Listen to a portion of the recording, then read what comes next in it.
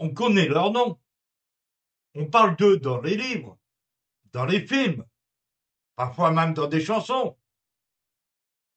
Mais sauriez-vous reconnaître leur visage?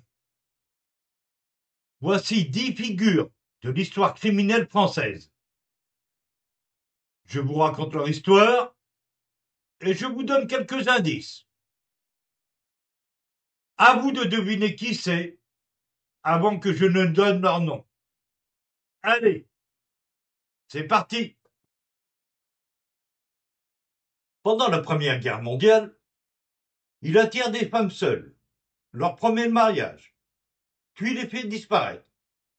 Pas un corps, pas une preuve directe, mais une liste, des traces et un poids suspect. Il a été condamné à mort en 1921. C'était Henri Désiré Landru. Au XVIIIe siècle, ce contrebandier défie les impôts du roi, vole les riches, protège les pauvres.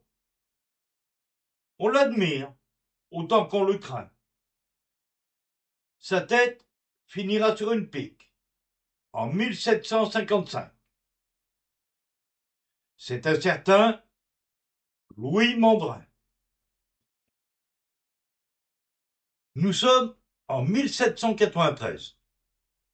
Une jeune femme, calme et cultivée, venue de province, entre dans l'histoire en poignardant Jean-Paul Marat dans sa baignoire. Pour elle, c'était un tyran. Pour d'autres, un martyr. C'était Charlotte Corday. Catholique fanatique, il pense que le roi trahit Dieu. Le 14 mai 1610, à Paris, il poignarde Henri IV dans sa voiture. Le régicide paiera son acte dans des souffrances atroces. C'était François Ravaillac. Criminel, évadé, voleur, puis chef de la police. Il traque les brigands avec les méthodes des brigands. Sa double vie, au XIXe siècle, inspire des romans et un mythe qui dure encore. Et oui, c'est Eugène François Vidocq. On est au début du XVIIIe siècle. C'est un petit voleur devenu roi du Paris souterrain. Il vole les riches, parfois même en plaisantant.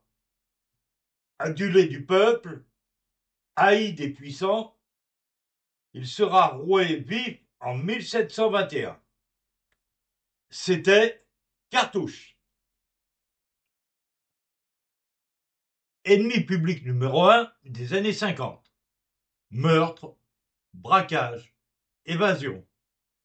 Il échappe à tout, sauf à la persévérance d'un certain commissaire, Roger Borniche, qui finira par l'abattre en 1956.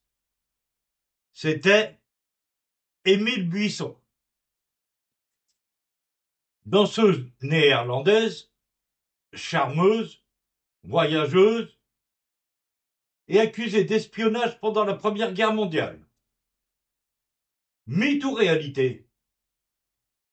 Elle est exécutée en 1917, sans jamais avouer. Eh oui, c'était Mata Hari.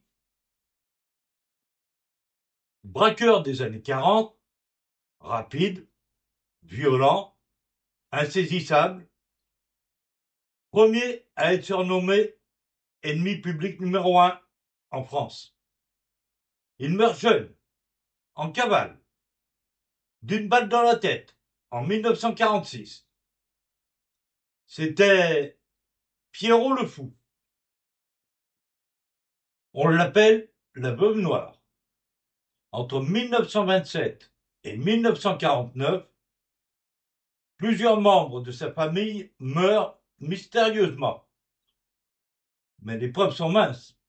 3 procès, 12 ans de procédure, elle sera finalement acquittée. C'était Marie Bénard. Alors, combien de visages avez-vous reconnus? Leurs noms sont célèbres, hein, mais leurs visages beaucoup moins. Si ce format vous plaît, abonnez-vous et dites-moi en commentaire quel thème vous voudriez pour le prochain épisode. Allez, à très vite pour une nouvelle énigme visuelle.